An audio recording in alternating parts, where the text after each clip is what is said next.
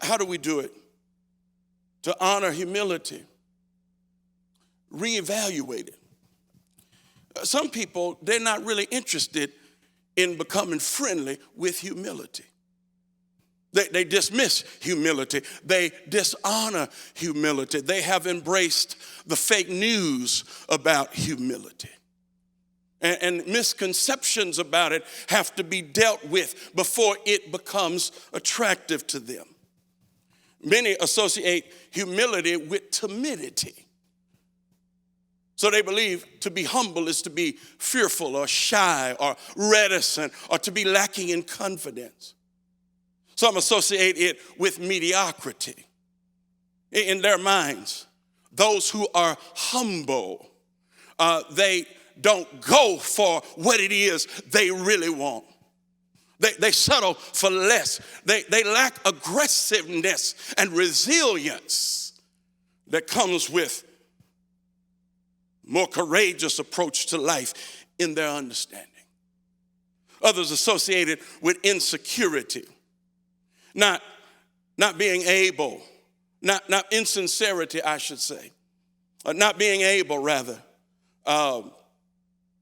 to be who they really are, because they feel like they have to maintain this humble facade. There's certain things you can't say. There's certain things that you can't do to be humble. You can't be real. And so we live a duplicitous life, not acknowledging the fullness of who we are, the fullness of our gifts. If we embrace humility, that's fake news. Some associated with feelings of inferiority, diminished self-worth. Then there are many who believe it's just a risky vulnerability that comes along with humility. If you are humble, people will take advantage of you. You got to take care of yourself. You got to protect yourself. You got to keep yourself number one. And we've got to go back and we've got to reevaluate humility, because humility does not demand that you and I deny who we are, but it demands that we embrace the fullness of who we are. None of these things characterize biblical humility. Humility is just that, it's authenticity. It is the lack of pretense, refusing to pretend to be more or less than we are.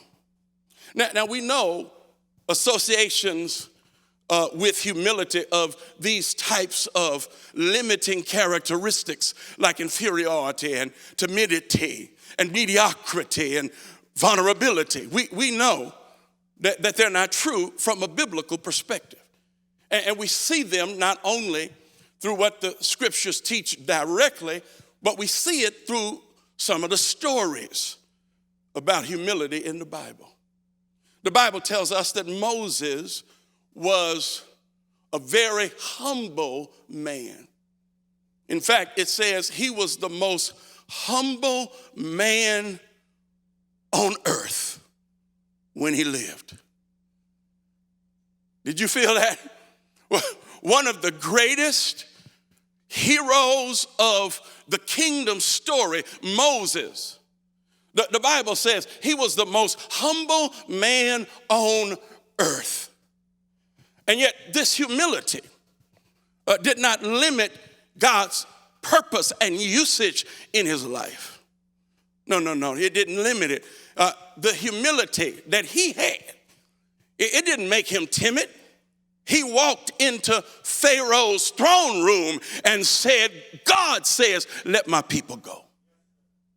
His humility did not keep him from pursuing justice for his people. In fact, there were moments in which he was more aggressive than God wanted him to be.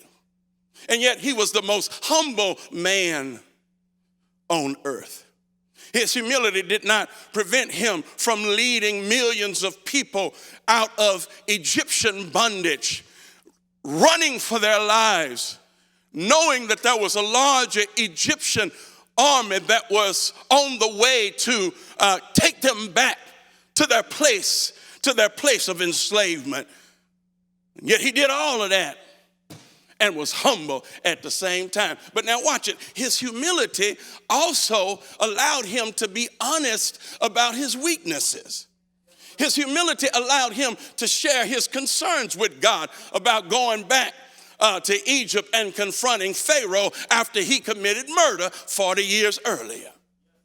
His humility, it was present when he expressed anger and disappointment to the people of God. Humility led to honesty and courage at the same time. Yeah, he was the most humble man in the world, and he was one of the more heroic. In fact, at the top of God's list of heroic kingdom champions. And friend, the most heroic part of you is on the other side of humility that is fully embraced. We become who we really are.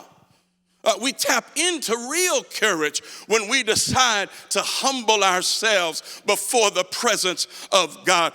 Humility doesn't subtract value, it adds value to our lives. If Moses was humble, listen, you can be humble without being timid and mediocre, without people taking advantage of you. Humility has gotten some bad press. And I want you to determine today that you're going to be friendly toward humility. Look at how beautiful humility is. Humility is ready to take you into the next chapter of your God life. Humility right now is ready to usher you into the presence of God, a different dimension of spiritual wholeness. That's what humility does. New levels of service, new levels of honor, new levels of intimacy with God. I want to honor humility. I got to reevaluate it because I may have been thinking wrong about humility. I got to get my mentals right, my concepts, my paradigms right with respect to humility.